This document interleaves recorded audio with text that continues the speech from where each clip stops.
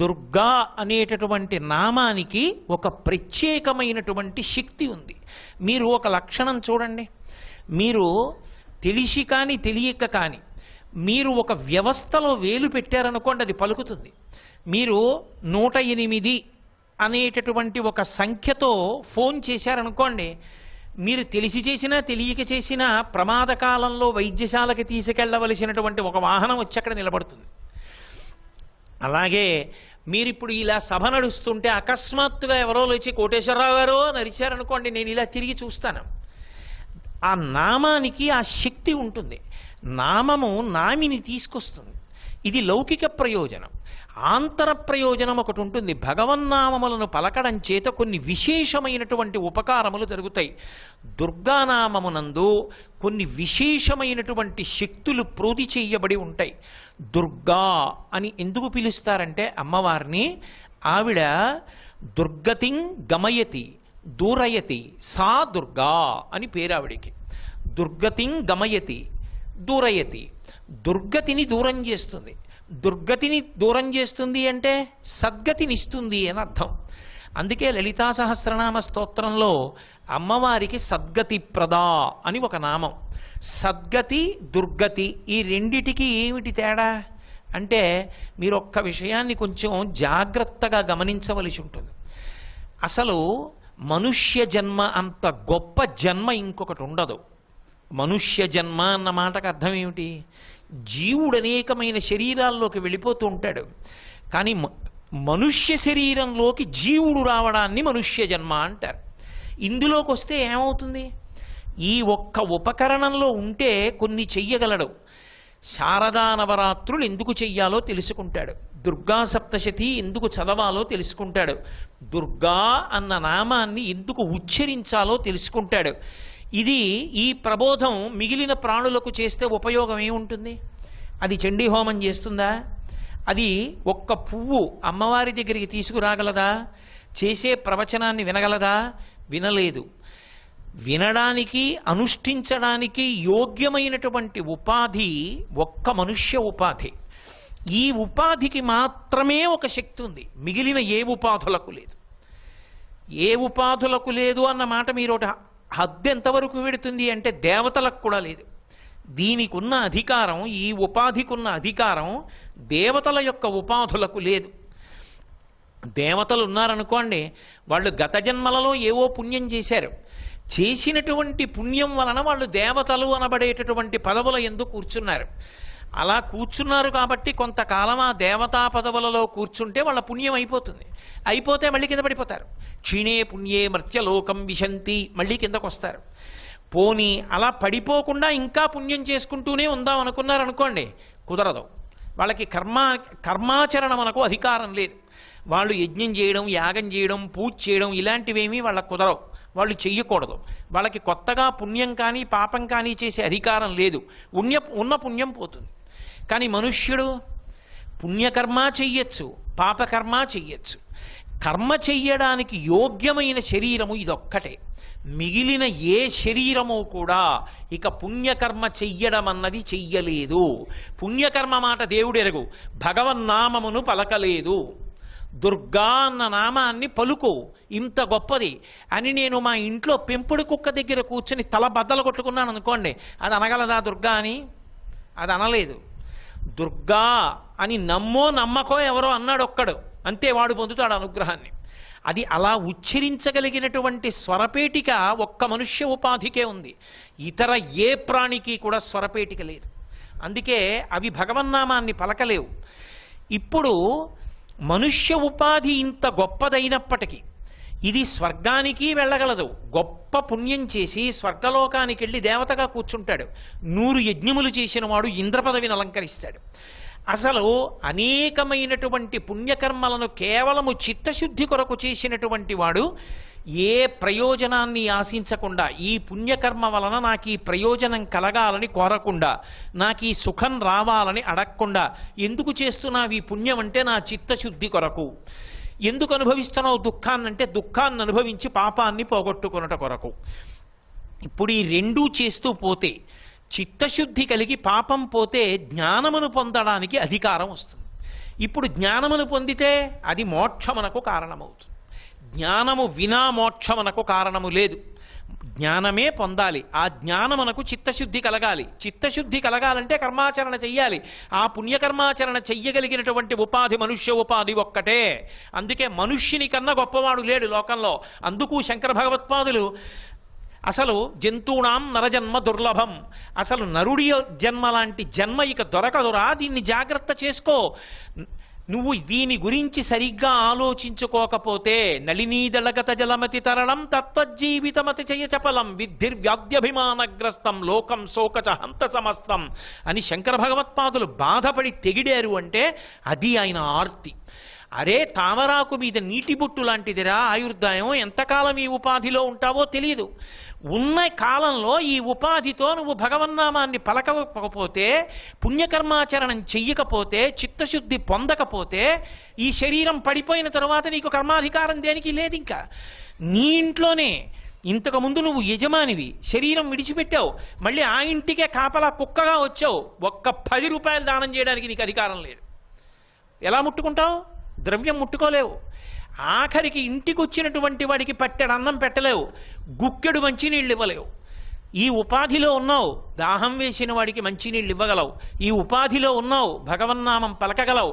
ఈ ఉపాధిలో ఉన్నావు, దేవాలయానికి ప్రదక్షిణం చెయ్యగలవు. ఈ ఉపాధిలో ఉన్నావు, శారదా నవరాత్రులు వస్తున్నాయంటే చండీ హోమం చెయ్యగలవు, దుర్గా సప్తశతి పారాయణ చెయ్యగలవు.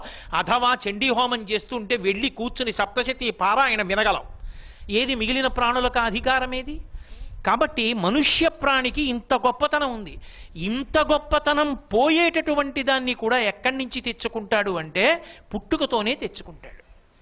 ఇంత గొప్పదైన ఈ మనుష్య శరీరంతో పాటే అది కూడా వచ్చేస్తుంది సహజంగా. శరీరం ఎలా వచ్చిందో, ఇంత గొప్ప ఉపకరణం ఎలా వచ్చిందో, ఈ ఉపకరణంతో పాటే దీన్ని పాడు చేసేది కూడా ఒకటి వస్తుంది మనతో పాటే. అందుకే మీరు ఒక చమత్కారంగా ఉంటాయి కొన్ని దేవాలయాలు. మీరు తిరుపతి వెడితే గోవిందరాజస్వామి వారి దేవాలయం ఉంటుంది తిరుపతి పట్టణంలో. తిరుపతి పట్టణంలో గోవిందరాజస్వామి ఇలా పడుకుని తల కింద చెయ్యి పెట్టుకుని ఉంటారు. మీరు కాళ్ళ దగ్గర చూడండి, పాదముల దగ్గర శ్రీదేవి భూదేవి ఉండి ఎదురుగుండా ఉన్న గోడ మీద నాభికమలంలోంచి వచ్చినటువంటి చతుర్ముఖ బ్రహ్మగారు కనపడతారు. ఇంకో 2 ఉంటారు. వాళ్ళిద్దరు ఎవరు అని మీరు అడిగారు అనుకోండి, మధుకైటభులు అని చెప్తారు. వాళ్ళిద్దరు రాక్షసులు. ఒక దేవాలయంలో 2 రాక్షసులు కూడా ఉండవలసిన అవసరం ఏముంది? వాళ్ళు కూడా ఉంటారు అక్కడ. కావాలంటే మీరు గోవిందరాజస్వామి గుడికి వెళ్ళినప్పుడు అడగండి వాళ్ళిద్దరు ఎవరని. వాళ్ళిద్దరు మధుకైటభులు, వాళ్ళిద్దరు రాక్షసులు. వాళ్ళు ఎప్పుడు వచ్చారో తెలుసా? మధుకైటభులు సృష్టి ప్రారంభమునందు వచ్చారు. వాళ్ళు ఎక్కడి నుంచి వచ్చారో తెలుసా? శ్రీ మహావిష్ణువు యోగ నిద్ర ఎందున్నారు. యోగ నిద్ర అన్న మాటకు అర్థం ఏంటంటే తామసిక నిద్ర కాదు అని. నేను నిద్రపోయాను అనుకోండి, ఒళ్ళు తెలియకుండా పరవశాన్ని పొందుతాను. శ్రీ మహావిష్ణువు నిద్రపోవడానికి ఒక ప్రత్యేకమైన కాలం ఉంది. దక్షిణాయనంలో ఆయన పడుకుంటారు, మళ్ళీ లేస్తూ ఉంటారు. పడుకున్నది శయన ఏకాదశి, లేచింది ఉద్ధాన ఏకాదశి. భగవంతుడు కూడా అలా పడుకుని నిద్రపోతుంటే ఇక లోకాలను చూసేవాడేవాడు. రాక్షసులు ప్రబలిపోరా సమయంలో. మరి ఆయన పడుకోవడం ఏమిటి, లేవడం ఏమిటి? ఆయనకి తమోగుణం ఉన్నట్టే కాదు. అది తామసికమైనటువంటి నిద్ర కాదు, విష్ణువు యొక్క నిద్ర. ఆ నిద్ర యోగ నిద్ర. నిద్రాముద్రాం నిఖిల జగతి రక్షణే జాగరూకం. ఆయన నిద్ర ముద్రగా పట్టి అందరినీ కూడా జాగ్రత్తగా గమనిస్తాడు. అది ఉపాసనాకాలం దక్షిణాయనం అంతా. ఉపాసనాకాలమైనటువంటి దక్షిణాయనంలో వీడు మనసు భక్తితో ఉన్నదా లేదా, అన్యమైన కోరికలతో ఉన్నాడా, భగవంతుడికి మీరిచ్చేటటువంటి పదార్థములతో సంబంధము లేదో బాగా గుర్తుపెట్టుకోండి. మీరేమిచ్చారన్న దాన్ని ఈశ్వరుడు లెక్కలోకి తీసుకోడు. అసలు ఎందుకు తీసుకోడు? అది ఆయన ఇచ్చింది, అది ఎంగిలి. ఆయనకి ఇస్తున్నావు, నీ సొంతమే ఉంది ఇవ్వడానికి, ఏమి లేదు. ఇప్పుడు నేను మాట్లాడాలంటే నా సొంతమా? ఈశ్వర కృప, ఈ ప్రచోదనం, ఈశ్వర కృప, ఊపిరి. ఆ ఊపిరి తీయని నాడు వాక్యం ఎక్కడి నుంచి వస్తుంది? ఊపిరి తీస్తున్నానంటే ఆయన అనుగ్రహం. ఆయనది ఆయనకి నైవేద్యం పెడుతున్నాను తప్ప కొత్తగా నాదేం లేదు. నాదేమీ లేదు. ఇది ఈశ్వరానుగ్రహం అన్న సాత్విక బుద్ధితో చేస్తున్నాడా, ఇది నాది అన్న రజోగుణంతో చేస్తున్నాడా? ఇది చూస్తుంటాడు కళ్ళు మూసుకుని, లోకంటితో లోపలికి చూస్తుంటాడు. మన లోపలికి తన లోపలి కంటితో చూస్తాడు. అలా చూడ్డాన్ని యోగ నిద్ర అంటారు. ఆ యోగ నిద్రలో ఉన్నాడు ఆయన సృష్టి ప్రారంభ కాలమునందు విష్ణువు. అలా పడుకుని ఉన్నాడు. అలా పడుకుని నిద్రపోతుంటే ఆయన చెవి యందు మలం చేరింది. శాస్త్రం అంగీకరించింది.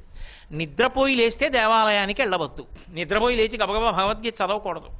నిద్రపోయి లేచి నువ్వు మంచి గ్రంథం చదవాలంటే స్నానం చేయాలి. అథవా నీకు ఒంట్లో బాగుండకపోతే శాస్త్రం ఏం నిర్దేశించో నీకు చెయ్యాలి, విభూతన్నా చల్లుకోవాలి. గోవిందేతి సదా స్నానం, లేదా గోవిందా గోవిందా గోవిందా అంటే స్నానం చేసినట్టు. అంటే స్నానం మానేసి గోవిందానమని నా ఉద్దేశ్యం కాదు. స్నానం చెయ్యలేని స్థితి వస్తే, ఏ జ్వరం వస్తే, పడిషం పడితే, అప్పుడు గోవిందా గోవిందా గోవిందా అని పుస్తకం ముట్టుకో. నువ్వు ఒక గ్రంథ పఠనం చేసేటప్పుడు నిద్రపోయి లేస్తే స్నానం ఎందుకు చెయ్యాలి? స్నానం ఎందుకు చెయ్యాలి అంటే అదేదో ఇతరుల్ని బాధ పెట్టడానికి మూఢాచారంగా పెట్టలేదు. నువ్వు లోపలి విషయం తెలుసుకోకుండా నీకెంత అర్థమైందో అంత పరిజ్ఞానంతో దాన్ని మూఢాచారం అని పిలవకూడదు. అది ప్రమాదకరమైన పోకడ లోకంలో. అలా అనకూడదు. నిద్రపోతే శరీరములోని నవరంధ్రముల నుండి, స్వేదరంధ్రముల నుండి మలము ఉత్పన్నమవుతుంది, వెలికి బయటికి వస్తుంది. నిద్రపోయాననుకోండి, అన్నం తిని చెవిలో ఉన్నటువంటి మలమంతా పైకొచ్చి ముద్దగా చేరుతుంది. గులిబి చేరిందండి అంటారు. ముక్కులో మలం చేరుతుంది. అలాగే చెమట అంతా చేరి మలం ఊరుతుంది. రాత్రి నిద్రపోయి లేస్తే కంటిలో ఉన్న మలినమంతా పక్కకి పుసిగా చేరుతుంది. శరీరమంతా మలినగ్రస్తమైంది. స్నానము చేత శౌచం కలుగుతుంది. ఆ శౌచాన్ని పొందితే తప్ప నువ్వు ఈశ్వర కార్యంలో నిలబడడానికి మనసుకు యోగ్యత ఉండదు. అది ఆవలిస్తూ ఉంటుంది లేకపోతే. కాబట్టి స్నానం చేసి అక్కడికి వెళ్ళు అంటారు. ఇప్పుడు నిద్రపోవడం ఎంత సహజమో చెవిలో మలం ఏర్పడడం అంతే సహజమా కాదా? అలాగే విష్ణువు ఎప్పుడు ఉన్నారో అప్పుడే ఆయన చెవిలో మలం కూడా ఉంది. ఎక్కడి నుంచి వచ్చారు ఆ రాక్షసులు ఇద్దరు? చెవి మలంలోంచి వచ్చారు. ఎవరు వాళ్ళిద్దరు? వాళ్ళిద్దరి పేరు మధు, కైటభ. వాళ్ళ పేర్లు. మధు, కైటభ అన్న మాటలకు అర్థం ఏమిటో తెలుసా? తాత్వికంగా విచారణ చెయ్యాలి. ఇప్పుడు మధు, కైటభ అన్న మాటకు అర్థం అంటే, మధు అంటే తేనె. తేనె చుక్క తీసుకొచ్చి ఇక్కడ వేశాను అనుకోండి, ఇలాగా ఓ గంట పోయిన తర్వాత చూశాను అనుకోండి, దాని చుట్టూ చీమలు చేరుతాయి. దాని మీదకెక్కవు, దాని చుట్టూ చేరుతాయి. చేరి అన్ని వైపుల నుంచి నాకి దాన్ని అనుభవిస్తూ ఉంటాయి. మంచి నిద్రపోతున్నంత పరవశంతో నాకుతుంటాయి ఆ తేనెని. ఆ మధు అదే నేను. ఒక్క నేను ఉందనుకోండి, ఎన్ని నాదులు ఉంటాయో దానికి. నేను అన్నాను అనుకోండి, నా లాల్చి, నా వాచి, నా రుద్రాక్షమాల, నా పూలదండ, నా ఉత్తరీయం, నా పంచ, ఎన్నొచ్చాయి. ఒక్క మధుబిందువుకు, ఒక్క నేనుకి అనేకమైన నాదులు. నా కొడుకు, నా కూతురు, నా అల్లుడు, నా కోడలు, నా మనవలు, నా ఇల్లు, నా పుస్తకం, నా భార్య, నా డబ్బు. ఇన్ని మాటలు ఒక్క నేనుకి ఇన్ని నాదులు. ఇన్ని మాటలు నాది నాది నాది అంటున్నానో అన్ని మాటలు ఈశ్వరుడి నుంచి వెనకడుగు వేసి దూరం అయిపోతున్నాను. ఇదే ప్రహ్లాదుడు అంటాడు హిరణ్యకశిపుడితో, నాన్నగారు లోకాలన్నీ గెలిచానంటారు, లోకములన్నీయున్ గెలిచినాడవు, ఇంద్రియానీకము చిత్తమున్ గెలుబనేరవు, నిన్ను నిబద్ధు చేయు భీషణ శత్రులార్వురం ప్రభిన్నుల చేసిన ప్రాణికోటిలో నీకు విరోధి లేడొకడు నిర్పున చూడుము ధనవేశ్వర అంటాడు. లోపల ఉన్న అసలు నేను ఈశ్వరుడు, ఆ ఈశ్వరుడే అంతటా ఉన్నాడు. కాబట్టి వసుధైవ కుటుంబకం, ఇది చెప్పింది సనాతన ధర్మం.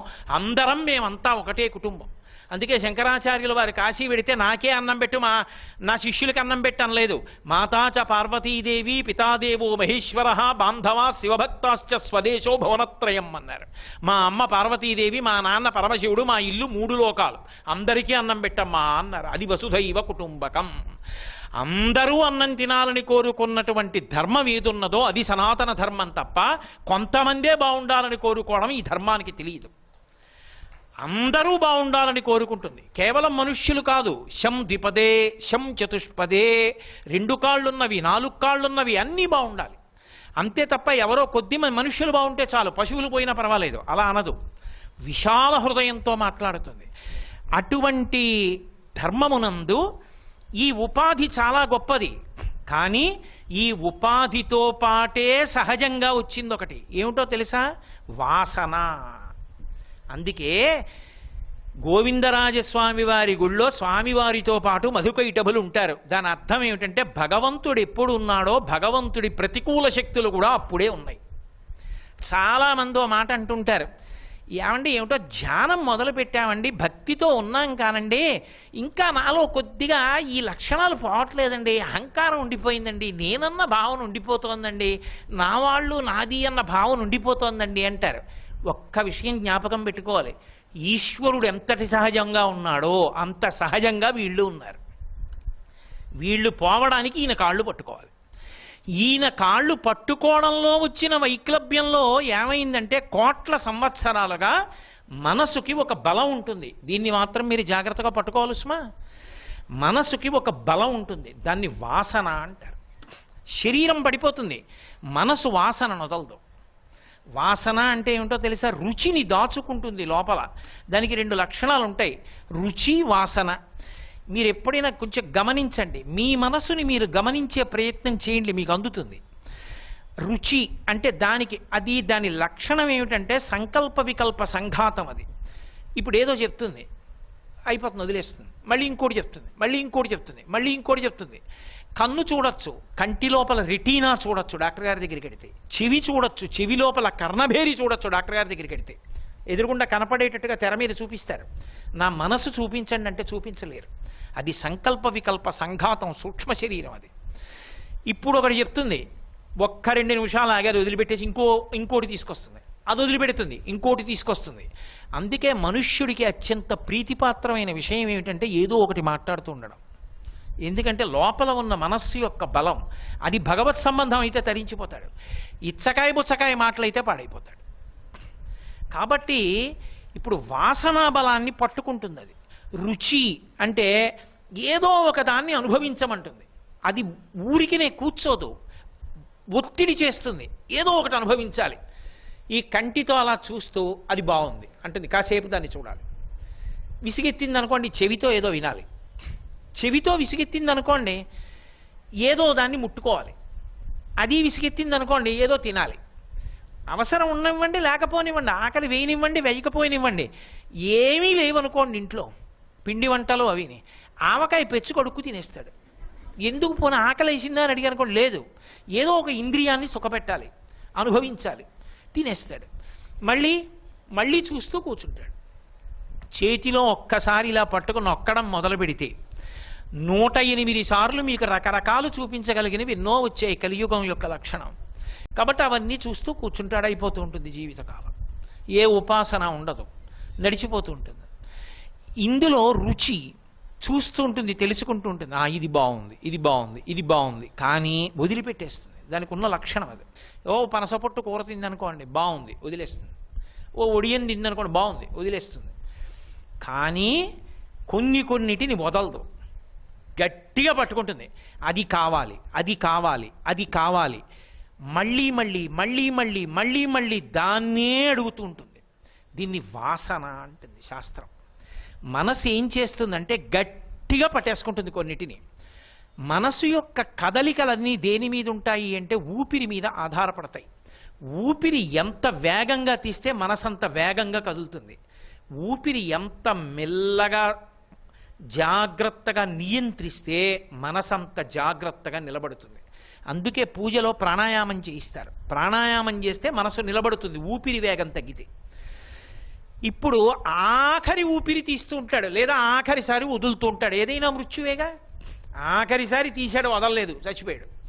ఆఖరిసారి వదిలేడు, తీయలేదు, చచ్చిపోయాడు. ఆఖరిసారి తీసేటప్పుడు కానీ ఆఖరిసారి వదిలేటప్పుడు కానీ మనసుకు ఒక లక్షణం ఉంటుంది. యమదూతలు కంటికి కనపడుతుంటే అది భయపడుతుంది. నేను వెళ్ళిపోయే సమయం ఆసన్నం అయిపోయిందని కపవాత పైత్యముల్ కప్పగా శ్రమచేత కంపముద్భవ మంది కష్టపడుచు నారాయణాయంచు నా జిహ్వతో నిన్ను పిలుతును శ్రమచేత పిలువలేను. నేనే చూసా ఈ మధ్యకాలంలో కూడా. నిష్కారణంగా భయపడతాడు, బాబోయ్ పాము పాము పాము నరుస్తాడు. అక్కడ ఏమీ ఉండదు. ఏది పావేది అంటే అబ్బో గోడ మీద పాము అరవకో కరుస్తుంది అంటాడు. ఈ మధ్య కూడా చూశా నేను. ఆ దూతలు వచ్చినప్పుడు అటువంటి విచిత్రాలు జరుగుతాయి. చచ్చిపోయిన వాళ్ళు వచ్చి కూర్చున్నారు, పిలుస్తున్నారంటే వాళ్ళు లేచిపోతూ ఉంటాడు మంచం మించి. అయిపోతోంది కాలం అని గుర్తు, వెళ్ళిపోతున్నాడని గుర్తు. శాస్త్రం సంకేతాలు చెప్పింది. ఆ వెళ్ళిపోయే ముందు ఇక ఆఖరి ఊపిరి దగ్గరికి వచ్చేసేటప్పటికి చక్క పెట్టేసుకుంటుంది. మనం చూడండి, ప్రయాణం జరుగుతున్నంతసేపు కూర్చుంటాం రైల్లో. మనం దిగిపోవలసిన కాకినాడ వచ్చేస్తోంది అనుకోండి, మనం పడుకున్న అమరిక కింద పెట్టుకున్న పెట్లన్నీ బయటికి లాగడం మొదలు పెడతాం, ఇక దిగిపోవాలి. మనసుకుండే లక్షణం ఏమిటంటే మృత్యువునందు శరీరం విడిచిపెట్టేటప్పుడు ఇంద్రియముల యొక్క శక్తులను వెనక్కి లాగేసుకుంటుంది. కంటి నుండి చూసే శక్తిని లాక్కుంటుంది, చెవి నుండి వినే శక్తిని లాగేసుకుంటుంది. అందుకే ఇక పిలిచిన పలకడు, అని అరుస్తూ ఉంటాడు. లాక్కుని ఎట్నుంచి బయటికి వెళ్ళాలని చూస్తుంది. అప్పుడు ఉపాసనా సిద్ధి. భగవద్భక్తి తత్పరుడైతే ఊర్ధ్వముఖ చలనం చేస్తాడు. ఆ భక్తి కుదురుకున్నవాడు కాకపోతే తిరిగి తిరిగి తిరిగి తిరిగి ఈ రోమకూపంలోంచి కూడా బయటికి వెళ్ళిపోతుంది. సూక్ష్మ శరీరం కదది. వెంట్రుక పుట్టిందంటే కన్నం ఉంది కదండి, చెమట పట్టిందంటే అందులోంచి బయటకు వచ్చి అమరిక ఉందిగా, కన్నం ఉందిగా, అందులోంచి వెళ్ళిపోతాడు బయటికి. ఎట్నుంచి ఎడతాడో తెలియదు, వెళ్ళిపోతాడు. వెళ్ళిపోయినప్పుడు ఆ మనసు ఏం చేస్తుందంటే ఇక్కడ శరీరాన్ని వదిలిపెట్టేస్తుంది.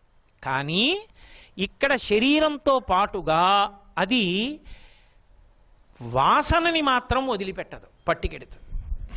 అంటే ఇక్కడ ఈ శరీరంలో ఉండగా నాకు అయ్యప్ప స్వామి దేవాలయం మీద విపరీతమైన ప్రీతి పెంచేసుకున్నాను అనుకోండి, అది ఉత్తమ గతికి మార్గం అవుతుంది. ఒక దేవాలయం మీద అనురక్తి, శాస్త్రం మీద అనురక్తి, ఉపాసన మీద అనురక్తి, గురువు యందు భక్తి, ఈశ్వరుని యందు భక్తి, ఇవి ఉత్తమగతులకు కారణములు. అవి ఇంట్లో ఉన్న ఐశ్వర్యం మీద, కొడుకు మీద, భార్య మీద, శత్రువు మీద ద్వేషంతో దేనిని బాగా పట్టుకున్నాడో బతికుండగా అది ఆఖరి ఊపిరిలో తలుచుకుంటుంది. అందుకే నరజన్మకి పునర్జన్మలో ఈశ్వరాధికారం ఉండదు. ఈశ్వరుడు జోక్యం చేసుకోడు నరుడికి పునర్జన్మలో. తీర్పు మనసే చెప్తుంది. అందుకే భగవద్గీతలో ఆ మాట వాడారు. మనిషి బంధనంలో పడిపోయిన ఉన్నతిని పొందిన కారణమెవరు అంటే మన ఏవ మనుష్యాణం కారణం బంధమోక్షయోహో, మనస్సొక్కటే కారణము.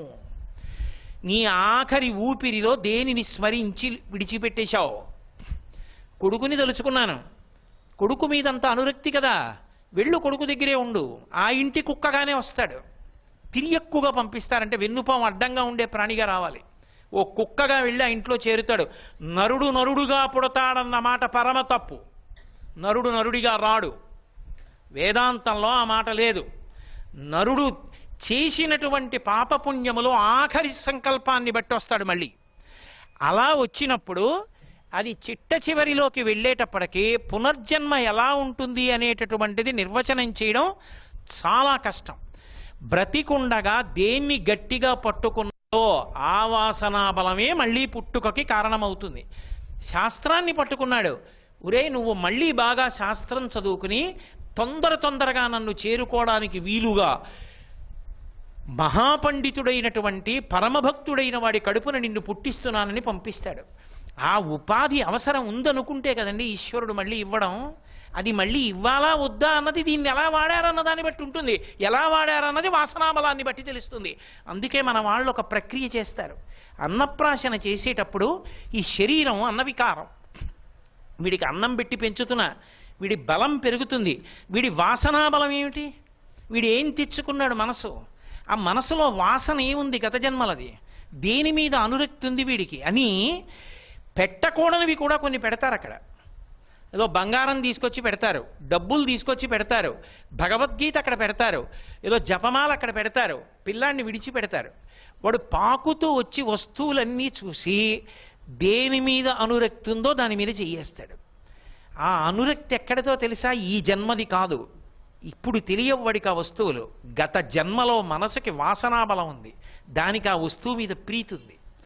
వాడు డబ్బులు ముట్టుకున్నాడు అనుకోండి, తండ్రి సంతోషపడిపోకూడదు. వాడు ఎలా ఆర్జిస్తాడో అని ధర్మ ప్రబోధం బాగా చేయించాలి. రామాయణం వాడికి బాగా నేర్పాలి, లేకపోతే వంశం నాశనం అయిపోతుంది వాడి వల్ల. వాడు జపమాల పట్టుకున్నాడు అనుకోండి, ఈ జన్మలో వాడికి వాసన పాడైపోకుండా వాడు తరించడానికి వాడికి మంచి గ్రంథాలు పఠింపచేయాలి. వాడు చక్కగా జపం చేసుకుని ధ్యాననిష్ట పొందుతాడని గుర్తు. మనసులో ఉన్న వాసనాబలాన్ని పట్టుకోవడానికి కొన్ని ప్రక్రియలను పెట్టించింది శాస్త్రం. అంతేగాని ఏదో వెర్రికి వేళాకోళానికి పెట్టిన వస్తువులు కావవి. వాసనాబలం ఏదుందో అది మనిషిని పాడు చేసేస్తుంది.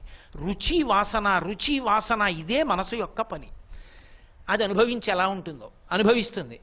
బాగుంది, పట్రా తినేస్తుంది. అక్కర్లేంది లేదు. ఒక్క తీపిలో ఇన్ని